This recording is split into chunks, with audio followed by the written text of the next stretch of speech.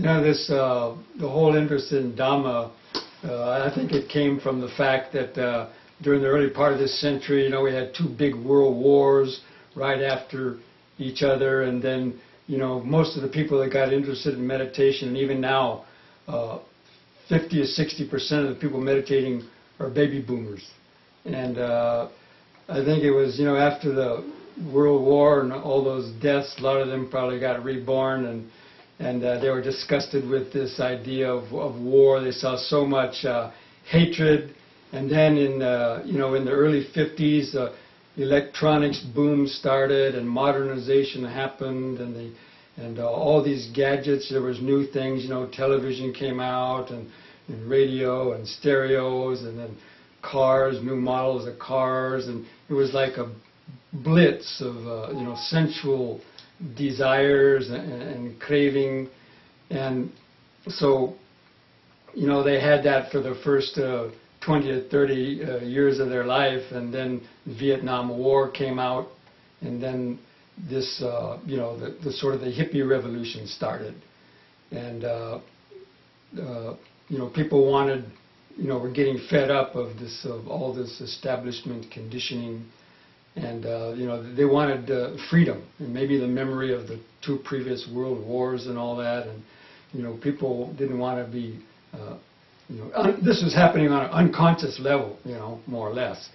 But the search for freedom, you know, the search for freedom and not wanting to be brainwashed by politics and government, and you know, the American dream, you know, getting forced into fitting this box of the American dream. So the search for freedom started to generate, and at that time the drugs happened to provide an outlet for that, you know, and the kind of counter revolution, or the hippie revolution started, to grow their hair out and free love and all these sort of things.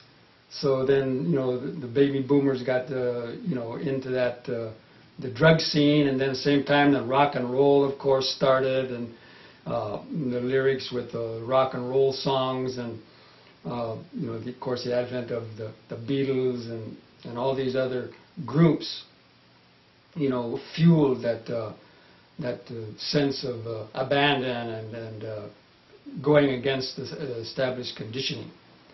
And of course, during that time, you know, with LSD and so on, a lot of people also, you know, had serious problems, and then there was examples of, you know, somebody thinking they could fly and jumping off a tall building, and, you know, somebody that's thinking they were Superman and could stand on a railroad tracks and stop a train, you know, and get killed. So all these mind-expanding drugs.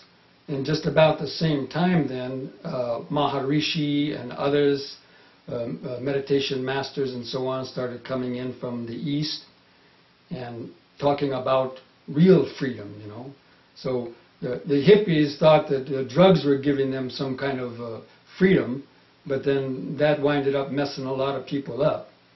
And so in kind of a miraculously or coincidentally, you know, the Zen masters from Japan and China, and you know, the yogis and the other monks who, for better or worse, who had to leave their country, came to this country. So the ground was very fertile, you know, for introducing these ideas, and people getting burned out on drugs. And okay, yeah, drugs didn't bring us enlightenment, but you know, what's next?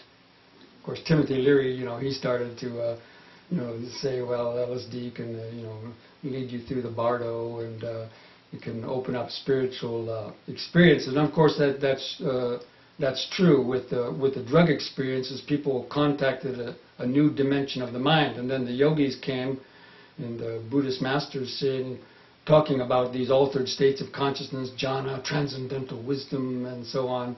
And so naturally, it was at least for some of them, it was a progression from the drugs, and they knew they couldn't just do drugs all their life. And so the spirituality allowed them to evolve to the next level.